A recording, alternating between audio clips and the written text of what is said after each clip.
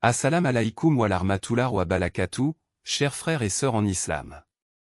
Bienvenue sur ma chaîne et regardez cette vidéo exceptionnelle. Aujourd'hui, nous allons vous plonger dans un sujet super fascinant, les rêves. Les rêves ont toujours éveillé la curiosité de l'humanité, traversant les époques et les cultures comme une énigme universelle.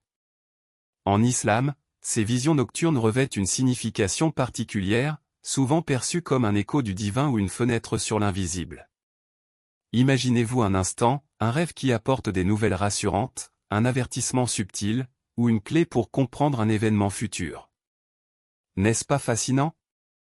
Dans le Coran et les enseignements prophétiques, les rêves occupent une place significative, allant au-delà de simples manifestations du subconscient. Allah nous enseigne que certains rêves peuvent être des moyens par lesquels il communique avec ses serviteurs. Dans la sourate Youssouf, par exemple, le rêve de Youssouf, alayhi assalam, est présenté comme une prophétie, quand Youssouf dit à son père, « Ô mon père, j'ai vu en rêve 11 étoiles, et aussi le soleil et la lune. Je les ai vus prosternés devant moi. » Sourate Youssouf, 12h04. Ce rêve, loin d'être un simple produit de l'imagination, était une vision véridique portant en elle une révélation. Le prophète Muhammad, paix et bénédiction sur lui, a également accordé une grande importance aux rêves. Selon lui, les rêves véridiques sont une partie des 46 parts de la prophétie, rapportées par Al-Bukhari et Muslim. Ces paroles soulignent le potentiel spirituel des rêves, qui peuvent guider, réconforter ou avertir les croyants. Cependant, tous les rêves ne viennent pas d'Allah. Certains, trompeurs et effrayants, proviennent du Shaitan, tandis que d'autres reflètent simplement les pensées quotidiennes de l'individu. Dans cette vidéo, nous plongerons dans cet univers mystérieux pour comprendre ce que disent le Coran et la Sunna sur les rêves. Nous découvrirons les différents types de rêves, leur signification et les enseignements à en tirer pour notre vie spirituelle. Que faut-il faire lorsqu'on rêve de quelque chose de beau? Et comment réagir face à un cauchemar terrifiant? Restez avec nous pour explorer ces questions profondes et enrichir votre foi. Préparez-vous à un voyage captivant à travers le monde des rêves en islam, où chaque vision nocturne peut contenir un secret divin ou une leçon spirituelle. Allons-y ensemble, pas à pas, pour lever le voile sur ce sujet fascinant. Avant de continuer, n'oubliez pas de vous abonner à la chaîne pour nous soutenir, vous ne manquerez aucune de nos prochaines vidéos. Les rêves en islam se divisent en 3 catégories principales selon les enseignements prophétiques, chacun ayant une origine et une signification unique. La première catégorie est celle des rêves véridiques, Ruya Saliha. Ces rêves, considérés comme des visions divines, sont souvent porteuses de bonnes nouvelles ou de conseils subtils. Le prophète Muhammad, paix et bénédiction sur lui, a dit, « Les rêves véridiques viennent d'Allah et les mauvais rêves viennent du Shaitan. » Rapporté par Al-Bukhari. Ces visions sont un privilège pour les croyants sincères et servent souvent de réconfort ou de guide spirituel. La deuxième catégorie est celle des rêves trompeurs, Ulm. Ce sont des cauchemars ou des visions effrayantes causées par le Shaitan. Leur but est de troubler l'esprit, de provoquer la peur ou de semer le doute dans le cœur du croyant.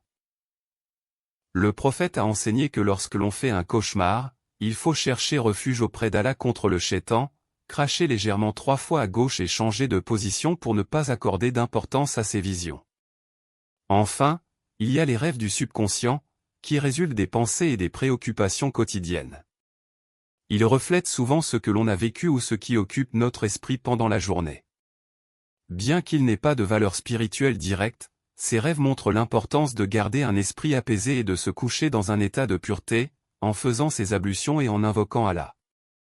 Ces 3 types de rêves nous rappellent que notre vie nocturne peut être un terrain de communication spirituelle, de lutte contre le Shaitan ou simplement un reflet de notre monde intérieur. Comprendre ces distinctions est essentiel pour savoir comment réagir face à chaque type de rêve et pour en tirer des leçons utiles pour notre foi. Dans le Coran, plusieurs rêves occupent une place centrale, chacun porteur de sagesse et de révélation divine. Le rêve de Youssouf, alayhi assalam, relaté dans la sourate Youssouf, en est un exemple éloquent, quand Youssouf dit à son père, « Ô mon père, j'ai vu en rêve 11 étoiles, et aussi le soleil et la lune. Je les ai vus prosternés devant moi. » Sourate Youssouf, 12 verset 4. Ce rêve prophétique annonçait non seulement la grandeur future de Youssouf, mais aussi la réunion et la réconciliation de sa famille après de longues épreuves. Un autre rêve marquant est celui du roi d'Égypte, mentionné plus loin dans la même sourate. Il rêvait de cette vache grasse dévorée par cette vache maigre, et de 7 épis verts contre 7 autres desséchés. Ce rêve, interprété par Youssouf, était un avertissement divin concernant une période de prospérité suivie d'une famine. Cette interprétation permit de préparer le royaume à affronter ces années difficiles, illustrant la sagesse et la prévoyance que peuvent offrir les rêves divinement inspirés. Le rêve d'Ibrahim, alayhi assalam, constitue une épreuve spirituelle exceptionnelle. Dans la sourate As-Safa, 37 verset 102, Ibrahim voit en songe qu'il doit sacrifier son fils Ismaïl. Ce rêve, étant une injonction divine, métaphorise la soumission totale à Allah. Ismaïl lui-même, en connaissant la nature de ce rêve, accepte son sort avec une foi absolue. Allah, dans sa miséricorde, remplaça Ismaïl par un bélier, récompensant ainsi leur obéissance et leur foi inébranlable. Ces récits montrent que les rêves, lorsqu'ils sont d'origine divine, peuvent être porteurs de guidance, d'épreuves ou d'enseignements destinés à renforcer notre foi. Ils nous rappellent également l'importance de chercher des interprétations à la lumière du Coran et de la sagesse prophétique pour en saisir pleinement les leçons. L'interprétation des rêves en islam est une science noble mais délicate, qui demande sagesse et piété.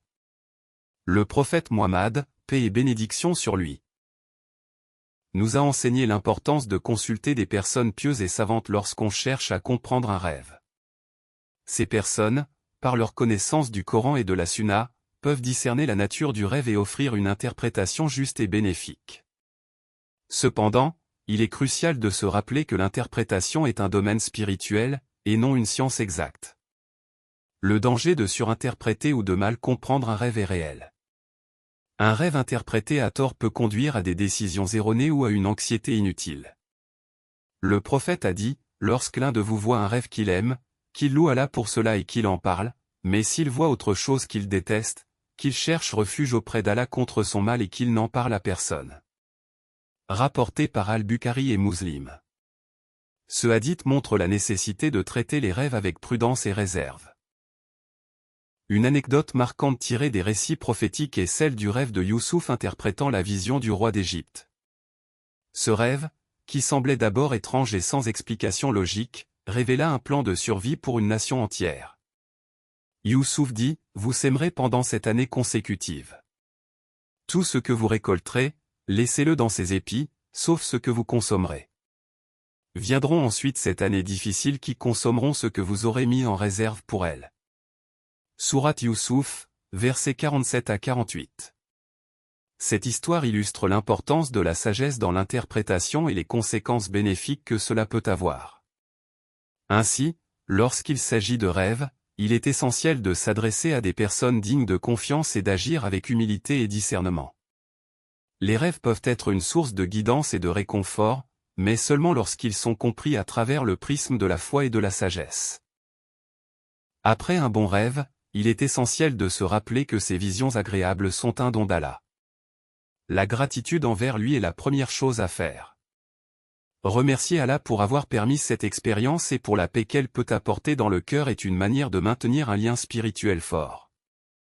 Dans la tradition islamique, il est recommandé de partager ce rêve avec des gens de confiance.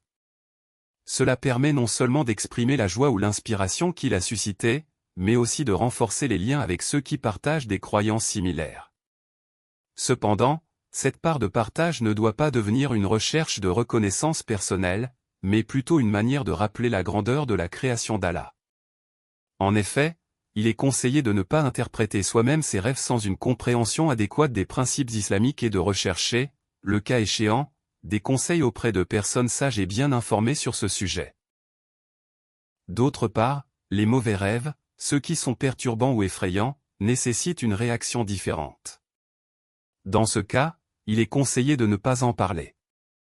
En effet, raconter un rêve négatif peut, selon la tradition islamique, renforcer ses effets et attirer la malveillance.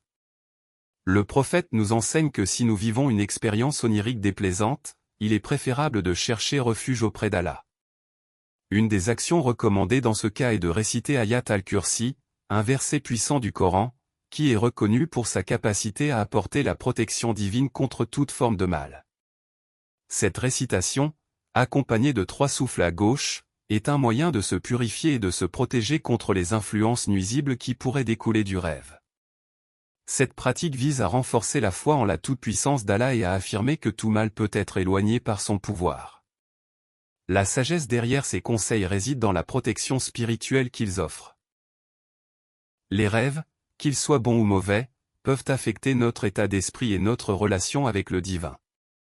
En suivant ces enseignements, un musulman cherche à maintenir une connexion constante avec Allah, en évitant de s'attacher trop profondément à ce qui pourrait être illusoire ou trompeur dans les rêves.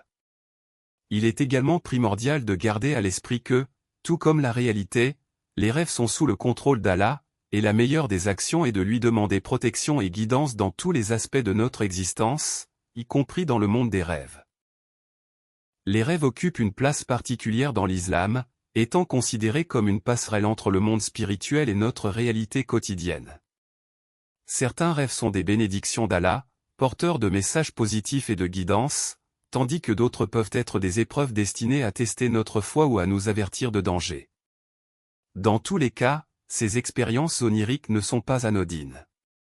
Elles ont la capacité de nous rappeler notre lien avec Allah, nous invitant à la gratitude et à la protection divine. Les rêves sont, en effet, un reflet de notre état spirituel, et il est important de les aborder avec sagesse, en recherchant toujours à en tirer des enseignements. Qu'il s'agisse de reconnaître un rêve favorable comme une bénédiction ou de savoir comment se protéger contre un mauvais rêve, la clé réside dans la confiance en Allah et l'application des conseils prophétiques. Si ce sujet vous a interpellé, sachez que la compréhension des rêves en islam est un domaine riche et profond, qui mérite d'être exploré davantage. Il est toujours bénéfique de se rappeler que la foi ne se limite pas à nos actions visibles, mais englobe aussi notre conscience, nos pensées et nos expériences, y compris nos rêves. Pour en savoir plus et découvrir d'autres contenus enrichissants, n'hésitez pas à liker, partager et vous abonner à ma chaîne. Ensemble, continuons à approfondir notre compréhension et à nous rapprocher d'Allah.